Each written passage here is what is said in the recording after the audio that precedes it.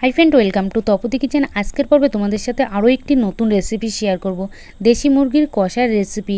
এই দেশি মুরগির কষার রেসিপিটি তৈরি করে গরম গরম ভাত অথবা রুটি বা লুচির সাথে পরিবেশন করতে পারবে। আশা করি তোমরা যেইভাবে তৈরি করো তার থেকেও টেস্ট অবশ্যই হবে। একবার হলেও এইভাবে তৈরি করে দেখতে পারো দেশি মুরগির কষার রেসিপি। দেশি মুরগির কষার রেসিপি বানানোর জন্য এখানে আমি 1 কিলো মতন চিকেন নিয়েছি। এবার এই চিকেনটাকে ভালো করে ম্যারিনেট করে নেব। তোমরা দেখতেই পাচ্ছ চিকেনটা আমি খুব বড় পিস করিনি, ছোট ছোট করে পিস করে নিয়েছি। চিকেনটা ম্যারিনেট করে নেওয়ার জন্য এখানে 100 মতন টক দই দিয়ে দেব। চিকেনের ভিতরে 100 মতন টক দই দিয়েছি। টক দইটা ভালো করে চিকেনের সাথে ম্যারিনেট করে নেব। চিকেন আর টক দইটা ভালো করে ম্যারিনেট করে নিয়েছি, তোমরা দেখতেই পাচ্ছ। এবার এই চিকেনের ভিতরে দিয়ে দেবো স্বাদ মতন নুন, 1 থেকে 2 চামচ মতন। নুনটা তোমাদের স্বাদ মতন ব্যবহার করবে। আর দিয়ে দেবো হলুদ গুঁড়ো 2 চামচ মতন। নুন হলুদ দেওয়ার পরে ভালো করে নুন হলুদটা চিকেনের সাথে ম্যারিনেট করে নেব। এখানে বেশ কিছুক্ষণ ধরে চিকেনের সাথে নুন হলুদটা ম্যারিনেট করে নিয়েছি। এখানে চিকেনের ভিতরে ভালো করে নুন হলুদটা ম্যারিনেট করা হয়ে গেছে। এবার এই চিকেনের ভিতরে কিছু পেস্ট মশলা ব্যবহার করব। এর ভিতরে দিয়ে দেবো 2 চামচ মতন আদার পেস্ট, 1 চামচ মতন জিরের পেস্ট, আর দিয়ে দেবো 2 চামচ মতন রসুনের পেস্ট। ঝালের জন্য ব্যবহার করছি এখানে আমি শুকনো লঙ্কা পেস্ট তৈরি করে নিয়েছি। শুকনো লঙ্কার পেস্ট দিয়ে দেবো 2 চামচ মতন। ঝালটা তোমাদের পরিমাণ মতন ব্যবহার করবে। আর লাগছে বড় সাইজের একটি টমেটো ছোট টুকরো করে কেটে নিয়েছি। আর দিয়ে দেবো 2টো বড় সাইজের পেঁয়াজ কুচি। আর লাগছে 1 চামচ মতন ধনে গুঁড়ো। আর দিয়ে দেবো 1 চামচ মতন কাশ্মীরি লঙ্কার গুঁড়ো, চিকেনে কালার আসার জন্য। এখানে আমি কালারের জন্য কাশ্মীরি লঙ্কার গুঁড়োটা ব্যবহার করলাম। এবার এই সব উপকরণগুলো ভালো করে ম্যারিনেট করে নেওয়ার জন্য দিয়ে দেবো 70 গ্রাম মতন সর্ষের তেল। সর্ষের তেল দেওয়ার পরে ভালো করে এই সব উপকরণগুলো চিকেনের সাথে ম্যারিনেট করে নেব। তোমাদের বাড়িতে যদি দেশি মুরগি নিয়ে আসা হয় এইভাবে একবার হলেও বাড়িতে রান্না করে দেখতে পারো। তোমরা যেইভাবে রান্না করো তার থেকে টেস্ট অবশ্যই আসবে। তোমরা দেখতেই পাচ্ছ ভালোভাবে আমি চিকেনটা ম্যারিনেট করে নিয়েছি। এখানে চিকেনটা ম্যারিনেট করা হয়ে গেছে। চিকেনটা এবার আমি রেস্টিংয়ে রেখে দেবো 5 থেকে 6 মিনিট মতন। ততক্ষণ আমি আলুটা ভেজে নেব। আলু ভেজে নেওয়ার জন্য এখানে কড়াই বসিয়ে দিয়েছি। কড়াইটা গরম হয়ে আসার পরে দিয়ে দিয়েছি সর্ষের তেল। তেলটা ভালো করে এখানে গরম হয়ে গেছে। তেলটা গরম হয়ে যাওয়ার পরে দিয়ে দেবো ছোট টুকরো করে আগে থাকতে আমি আলু কেটে রেখেছিলাম, সেই আলুগুলো গরম তেলের ভিতরে দিয়ে ভেজে নেব।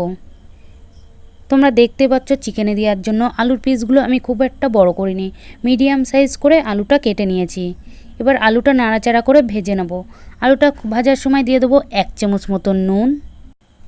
আলুর ভিতরে 1 চামচ মতন নুন দেওয়ার পরে ভালো করে নাড়াচাড়া করে আলুটা বেশ কিছুক্ষণ ভেজে নেব।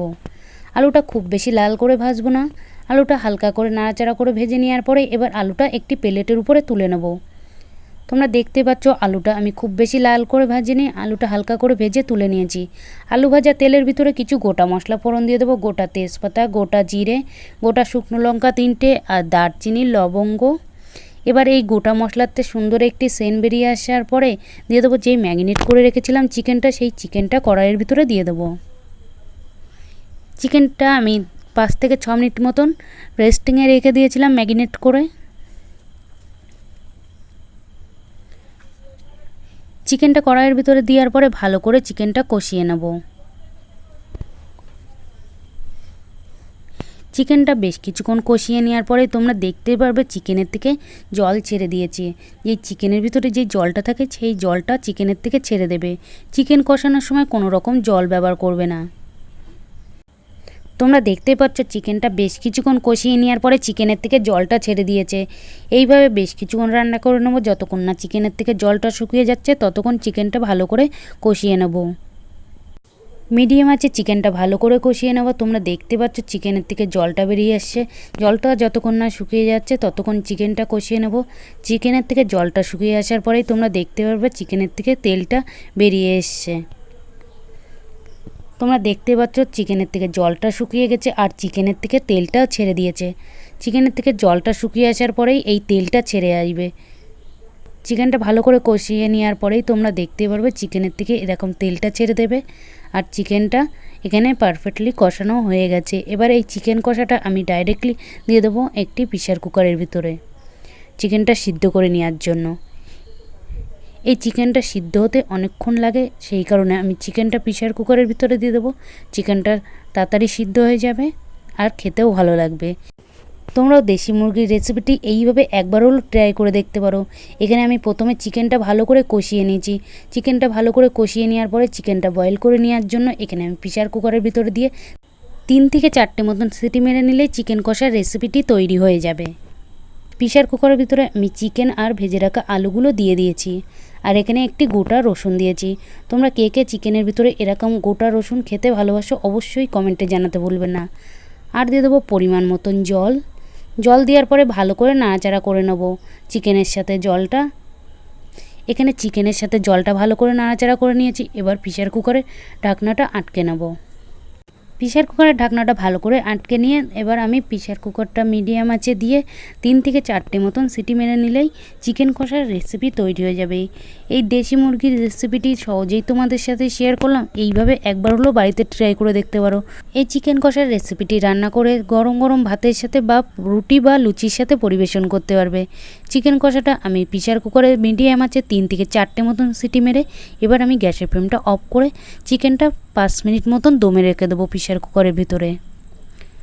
প্রেসার কুকারের ভিতরে আমি 5 মিনিট মতন দমে রেখে দেওয়ার পরে এবার আমি প্রেসার কুকারের ঢাকনাটা খুলে নেব।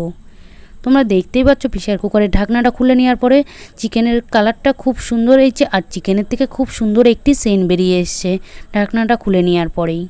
তোমরা দেখতে পেয়েছো চিকেন রান্না করার সময় আমি খুব বেশি তেল ব্যবহার করিনি। দেশি মুরগি রান্না করার সময় খুব বেশি তেল ব্যবহার করবে না, পরে রান্না করার পরে তেলটা বেরিয়ে আসবে চিকেনের থেকে।